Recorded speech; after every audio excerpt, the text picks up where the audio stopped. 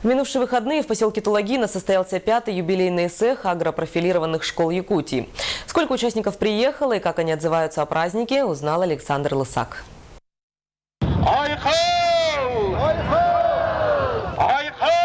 На юбилейный цех агрошкол съехались представители 62 образовательных учреждений из 25 районов Якутии. На протяжении 5 лет место проведения праздника менялось. В этом году и цех организовали в поселке Тулагина.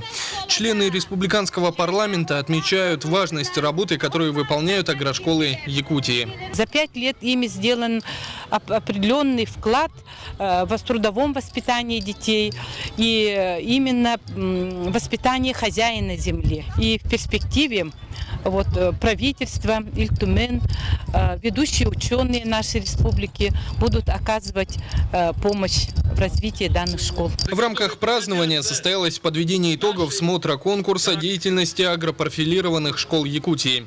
Победителем стала Жабыльская средняя школа из Мегино-Кангаласского района. Директору учреждения вручили сертификат на 500 000 рублей. Что будете делать с деньгами? Ну, точно сейчас не могу сказать, но будем планировать вместе, все вместе. Конечно, это на благо коллектива, на школы, на учащихся пойдет. Многие из участников не первый раз приезжают на цех агрошкол, хотя встречаются и те, кто ни разу не бывал на празднике. Но все они сходятся в одном – юбилейный цех организован на должном уровне.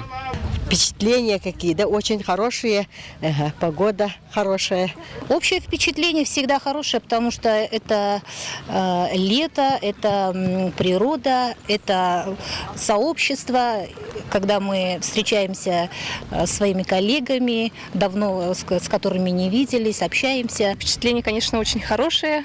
Погода тоже очень хорошая, и школ тоже много тут.